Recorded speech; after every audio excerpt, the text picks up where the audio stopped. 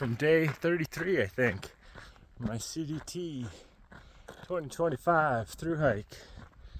I am like a day outside of Leadore. I went in and my shoes weren't there, so I took an unplanned zero and my shoes still weren't there. And then yesterday, the owner of the Mustang Inn, great place to stay by the way, Mark, texted the UPS guy. He had his number and asked if he had a package for me, and he did. He showed up 30 minutes later, so got new shoes. Just trying to be okay with the unplanned rest. When things like that happen, you know, I kind of wonder, is God setting something up? This little camp down there, someone is, I think, unless that's a rock. But, you know, when things get out of control, out of our control, then, you know, what we say, either, oh, it's just coincidence, or those things happen, or, you know, maybe it's God trying to set things up for us. So that's what I'm believing, and that maybe I just needed a rest day. The last section from Darby was pretty tough. Lots of elevation gain, like 7,000, 6,000 a day, and I was doing some kind of big miles too, some 28s, 31.7. So now for today, we're still splitting the border. I believe the top of the mountain is basically between Montana and Idaho right now.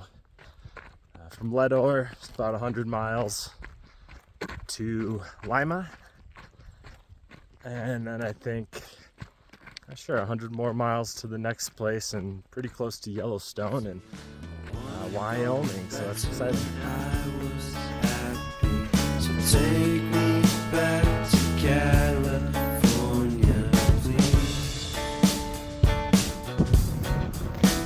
Take me back.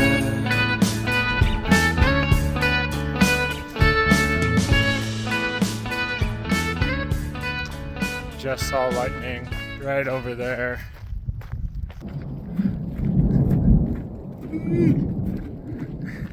Thankfully, I'm headed down like 500 feet, the trail is, so, and I'm not super high, you know, obviously higher up there, but I saw it, you know, it looked pretty close, like just on the other side of that ridge up there. It's the adrenaline going a little bit. It's having me hike a little quicker. I think it's only like a 24% chance of rain today. So it's not raining. It is like a couple places maybe, but we'll see.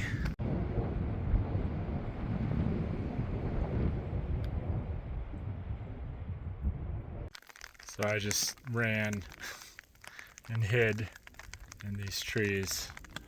And it's already letting up. And I already see blue skies and sun, so I think it's just passing by quick, which is sweet.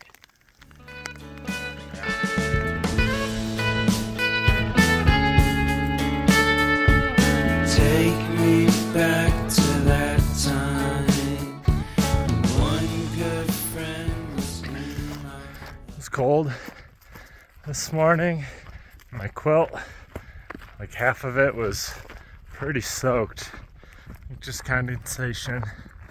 I slept in a field, like a high, like close to 9,000 feet, I think, and it was kind of in a bit of a depression. And I had the thought last night that it might be kind of cold. The reason is because cold will sink into these little depressions and pockets. If you sleep in valleys like way down there or something, cold sinks at night into those spots. And so usually if you come up a little bit on a ridge, it'll be a lot better. Nice little sign. So I climbed out just a tiny little hill right after where I camped and instantly felt warm air. And I was like, yeah, that was my fault. Definitely think I need a new quilt by the time I get to Colorado. Because last night I slept in this fleece and I also had my puffy on and I was in my quilt. And you know, it got a little chilly even with that. So, well, here comes the gate to cross. We'll see you later.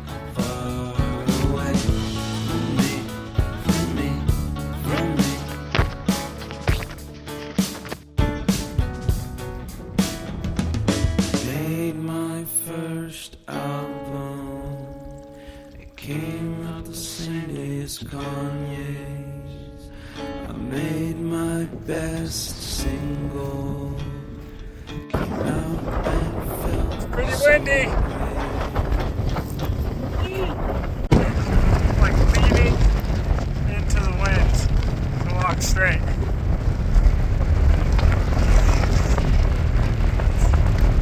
I just broke my hat.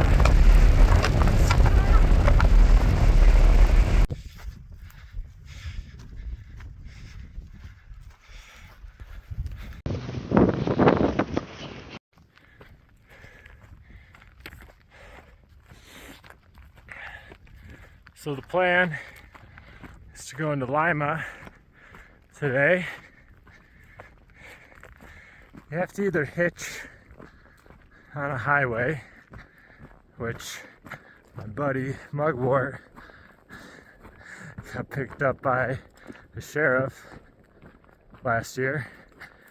But I've heard people this year of hitching, getting in, or there's a RV park I believe that you can stay at.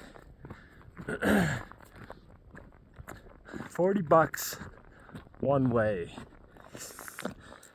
It is like 20 miles, I think, but $40 one way. I could see 20, but 40, you know, so that's $80 round trip. Plus, if you stay there, I don't know how much that costs. But we will see, because I have also heard cell phone service is not great, so I might not even be able to call. And I'm kind of thinking I'm gonna hitch anyways, but wish me luck.